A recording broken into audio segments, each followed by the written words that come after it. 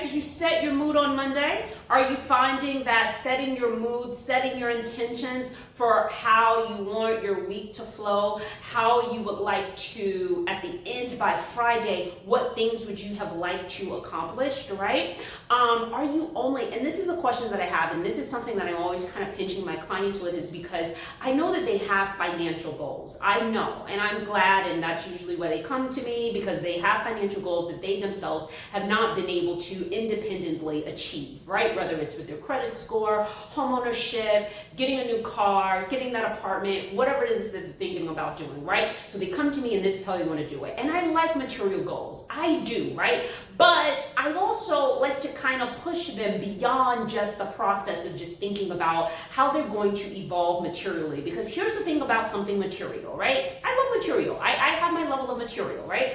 But here's the things about material, right? The thing about material is that once you get it, right, sis, there is this thing. It's called hedonistic adaptation, right? That's what it is, sis. It's just what it is. It's just this dress. In just a couple of months, I'm going to be over it. That's probably why I didn't spend that much for it. 20 bucks, I don't really care. You know, if I get over it, it wasn't a high investment. It's a cool, the relationship's over. Let's keep it moving, right? Little dress, right? Okay, so I be doing too much. That's me doing too much. When you see me rambling, that's me doing too much. Bring it in, Shawnee, bring it in. All right, so I brought it back in. Okay, so that's it. So hedonistic adaptation, right? That process is that no matter what it is, sis, the house, the car, the dog, the child, the book, the business, whatever it is, at some point, you're just going to get bored. You're going to get bored with this material thing that you have been able to obtain. And we're going to be so happy, sis. We're going to be so happy when you get what it is that you want to get. And I want you to get it because there is joy that comes with being able to materialize something that we really want, no matter what that thing is.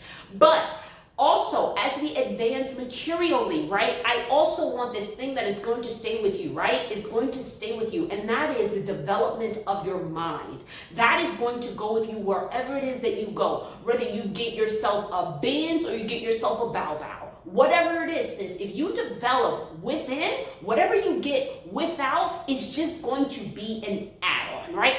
So here's the question that I'd like to ask you, right? Not only this week should you be setting some goals for yourself for material things that you would like to experience. I too have material goals, okay? So I know oftentimes I'm drumming down hard on you. I'm like, stick to your mindset, develop your mind, develop your soul, develop your heart.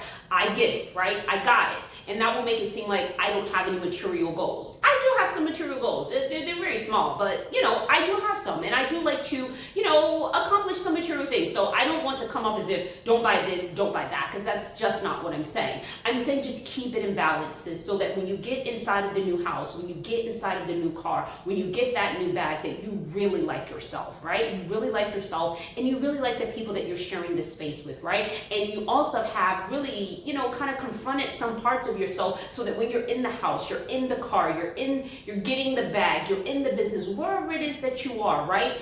It is a very joyful experience because you have not only materially advanced, but you have advanced in your mind, your body, and your spirit, right? So I'm going to ask a question that I'm constantly asking my clients, right? And I ask them, not two questions actually. I will ask them, number one, how are you feeling? Right?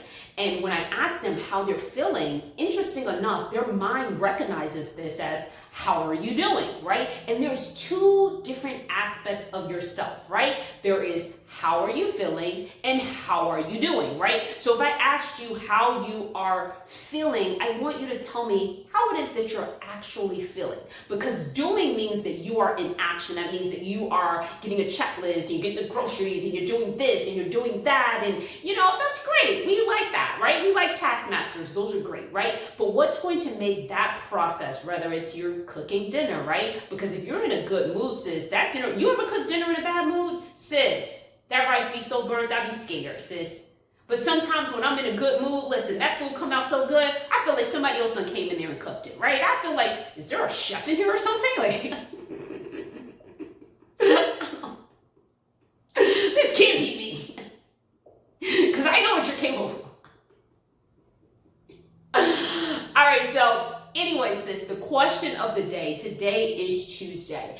And here's what I would like for you to offer over that. While you are going through your execution, depending on how well you rested on Sunday, how well you set your mood on Monday, it's starting to tell on you, because Tuesday is that day when we get to start mastering some of those tasks, right? So if you're mastering the tasks, whether if it's homeschooling, whether if it's applying for a bank loan, whether if it's you are organizing your personal finances, whether you're just organizing your meal planning for this week, and based on how you feel, right? If you're feeling disorderly, if you're feeling out of place, that just means that we can't bring Monday back. Monday is gone, right? But we can spend a few minutes just rewiring. And what are some things that can get us to rewire really quickly, really quickly, to make sure that while we're being a taskmaster, we're not showing up to check things off the list. Like we're in it. We're in it mind, we're in it body, we're in it soul, right? And what does that process kind of look like, okay? So if you're noticing that while you are executing, your mood ain't right, sis, it just ain't right. The food, the clothes, the this, the that, the homeschooling, it's just lackluster. You know when you're lackluster, sis. You know what that looks like, right?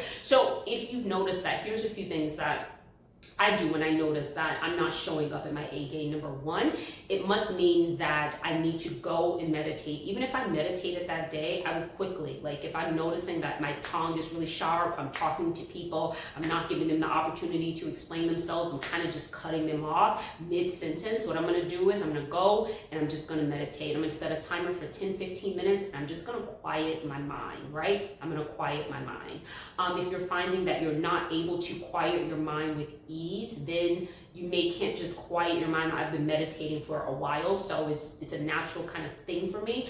But before it became a natural thing for me, what I would do is I would meditate to music, which is why I'm always suggesting different songs or whatever.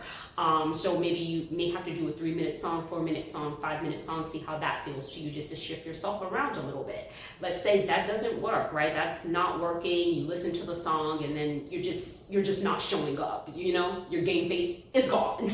There's no concealer for that, sis. They don't make one. So the second thing that you're going to have to do, well, the second thing that I do, not that you're going to have to do, the second thing that I do after I listen to music and let's say my mood, after I meditate, let's say my mood doesn't move around, what I'm going to do is I'm going to get out my journal, right? Because sometimes my auto suggestion, I'm from Miami, right? And I think people forget that sometimes, like I'm a real Miami girl. I'm like Miami. You'll see it on some of my trap video. Miami girl traps out sometimes. She will trap out on you quickly, right? Quick.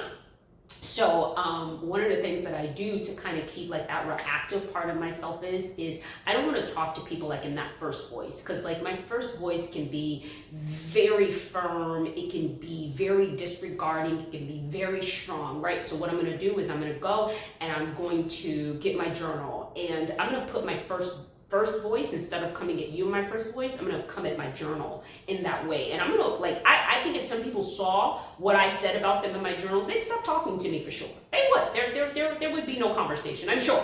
Because I say what I need to say to my journal, right? And I say it. I didn't like this, I didn't like that, I didn't like how this person did this, I didn't like how this person did that, they should have done it this way, and I just go in on them and I say, and I might drop a couple of F-bombs. Couple. Load them up. Right? And then after I ask myself, I get it out, right? I kind of just spill it on how I'm feeling it, right? How I'm feeling it, because I know that all the times my feelings aren't factual. The way that I'm experiencing is not always the way that the person is giving it to me, right? It's not necessarily the experience. It might be something else that has been going on. So here it is. I get it out. I write it out in my journal. So after I get it out in my journal, I check the time. After I get it out in my journal and I kind of just look at it and I read it back to myself, and then I ask myself, how would you like to see this change? How would you like for this to change? Let's say if it was something that it's someone that works on my team with me, and let's say I didn't like the exchange that we had. I don't want to come at them in this high level of my intensity, Miami girl, no, because that's not going to breed community. They're not going to feel respected by me. They're not going to feel valued, and then they're going to be looking for another place to operate, and now I got to look for somebody else, right? It would be better that I consulted with myself first to kind of deal with my feelings first before I took my feelings and started lathering off my feelings to them, expecting for them to completely understand me. They may not even have meant it the way that I received it, right? So in this journal, I'm going to kind of just get all of that information out. I'm going to get all of those feelings out, and then I'm going to look at it and say, how would I like for this to change, right? How would I like to communicate with this person, and how would I like the response to be? What would I like the outcome to be, right? So, and I'm always saying to my clients, because not only do my clients work with me specifically for things with their money, but I'm always kind of pushing them into, going to therapy outside of the relationship that we have, because mostly we focus on like their spending habits and why they're competing with their sister, their brother, their cousin, and all that stuff. And sis, you said you wasn't going to do this, but you're still doing it. It's really like the relationship. But the real therapy is not necessarily the talk therapy. It's actually your behavior outside of therapy that's going to make that therapy a little bit more, impactful, right? It's how you practice. It's like how after you sit there and you have the opportunity to speak with someone to kind of hear you out, now you've kind of gotten the practice of just being heard, right? So you don't always need another person unless you just want your therapy bill to just be sky high every time you need to get, a word out edgewise. You're going to be, calling your therapist, right? But depending on what your, cash flow is like, maybe that works for you. But someone who is kind of a little bit more money conscious and they don't want that codependency of every time that they have a problem, you have to call their therapist, right? Another way to go about it is to begin to hear yourself. Hear the things that you're thinking, you're feeling, you are expressing, and hear it. Now, Shani, what does this have to do with money? Shani, what does this exactly have to do with money? Because sis, once you learn how to manage your mood, sis, you're going to also develop a more healthy relationship with your money. So when you go into Target, sis, right, you're not going in there and you're just piling up the shopping cart, right? Because you feel limited, right? You feel unheard, you feel unseen, you feel unthought of. So now you gotta rack it, right? Next thing you know, you in debt, sis, right?